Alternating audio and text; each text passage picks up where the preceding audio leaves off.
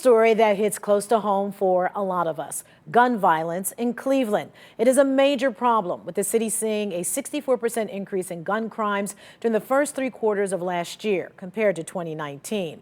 Too many days I sit here at this anchor desk and I tell you about lives lost due to senseless violence. But there's an organization that's hoping to heal the wounds brought on by the battle in the streets by encouraging people to speak easy and go hard. And it's making Cleveland a better land. They got us trapped in a trap. What's the future for these kids? At the Bar Cafe in Cleveland, a young woman shares her passion to make the future brighter and better.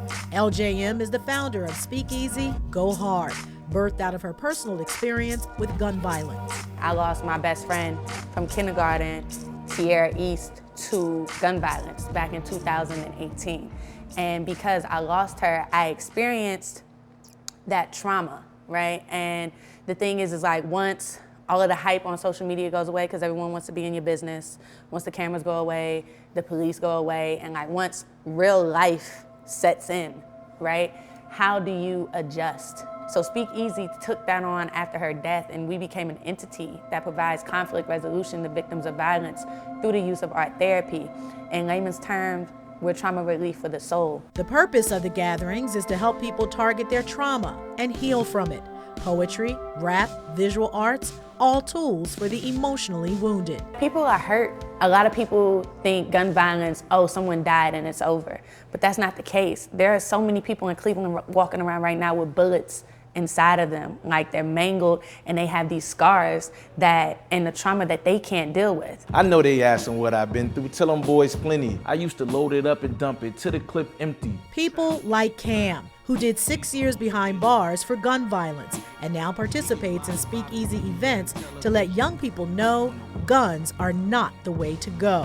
So what turned him around? Being in jail, being in that space where it was just me, myself, and I had the right to kind of get it out, you feel me? Sometimes our voices get unheard, so like poetry and them platforms is a way for us to be heard. I had to learn the harder way. I was chasing pennies. Now I load it up in budget till I catch 50. It's a fact that an increasing number of teens are committing gun violence in their communities. LJM says we must look at their environment and emotional development before passing judgment. Is it a literacy desert? Is it a food desert?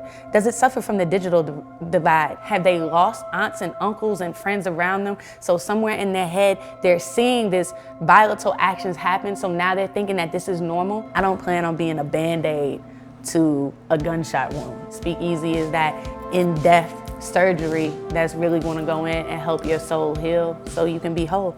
I'm trying to build my city. They go another death. Who give that mother help? We need to invest in our community so we can build ourselves. Wow, it's such a powerful organization. Speakeasy is also in Washington, D.C., and they recently launched in the Bronx, New York. We're going to put a link to their Instagram page and our web story if you want to learn more about their upcoming events here in Cleveland.